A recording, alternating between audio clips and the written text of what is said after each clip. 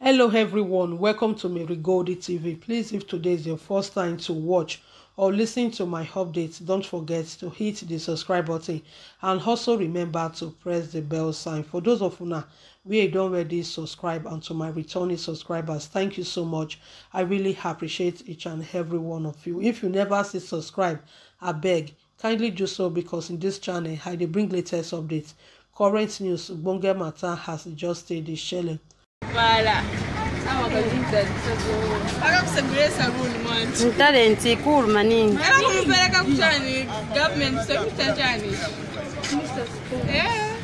Hello, he is a good talent, a gift from God. Mwana mwamuna.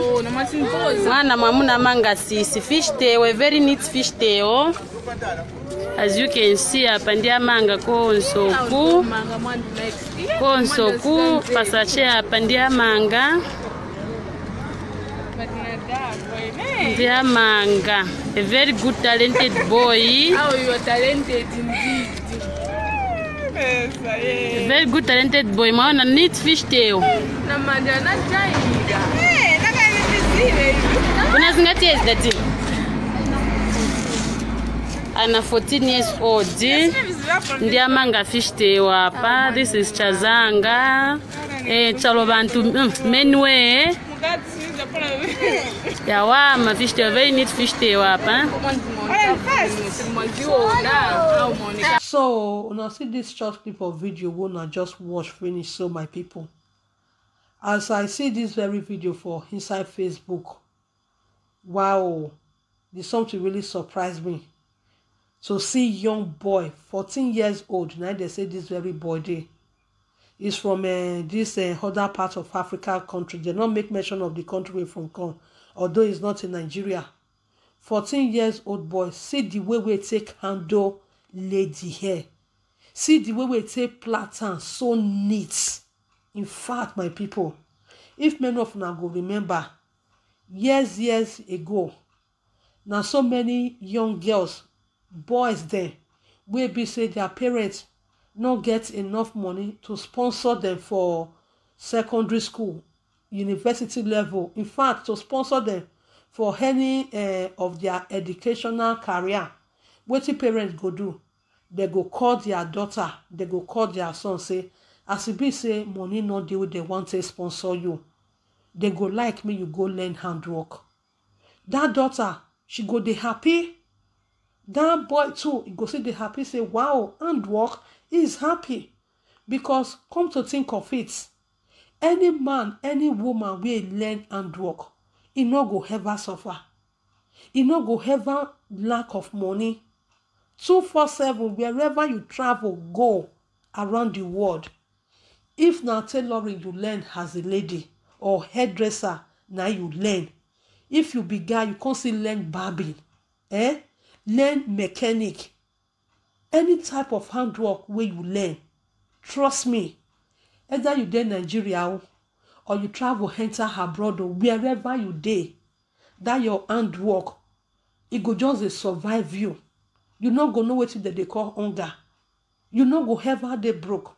But some of all these Nigeria girls of these days, apart from the ones we really know the value of engaging in work, learning handwork, doing something that will be fetching you money. Now all those ones even take their own self serious, say either good or bad, it go only take them 2 years or 1 year and 6 months for them to go learn handwork. If it even to take, if not tailoring, maybe 3 years before you know it, you don't become your own self boss. If you be guy, mechanic now many years, furniture now many years. But these days, so we don't know waiting life be. We never know the reality of life. You go tell them, they go say no. Some of all those guys, they go they do fine boy, they go fine boy. The day when you not come to see money to go to do fine boy, based on say maybe you get where you take they expect money, they enter your hand. That time when you can't go begin they thief from one place to another, you not go know. If you be girl, you see yourself tomorrow you come get married, you not be that woman where e dey industrious. You no be that girl where be say she get handwork. How you take expect make man where he wan marry you put for house make he even say appreciate you? No matter say either woman learn work or she not learn work, my dear, there is a difference between a girl that have handwork and the girl will be say she not dey work. School, you not see go school. Handwork, you not see learn. Tomorrow, you don't say the man wey wan marry you put for house. If the man don't carry all the responsibility, and nothing see they come from your hand as a supportive wife, you don't say before you know that marriage, it go just collapse. These days, lots of men don't even want liability. I am telling you, what do you have to bring to the table? Even though say this your man go fit provide for you as the head of the house, as the husband of the house, waiting you get to see offer in case tomorrow, if this man not dey in position to even say, okay, the responsibility when they carry before, maybe he can't lose his job or something can't happen, when you will be the wife, you not learn handwork. You not get one place where you take the work. We be say go fit they make tachere money. We go sit they support the home before everything go balance. You don't say hey, wahala go enter. Apart from that also, maybe your husband they work and they get the time they give you your own pocket money. Before you go see put hand for pocket, give you your pocket money. But when you get something where you they do, based on say has industrious girl or lady, you go see something where you like, you go shopping, you feel see some kind top, you feel see some kind things, something beautiful, where you think say, you like them or may you buy them for yourself. With your own personal money, you go shook them for your pocket without waiting to go and ask your husband to give you money to purchase that thing before you go feel purchase her. You don't say it's a plus to you.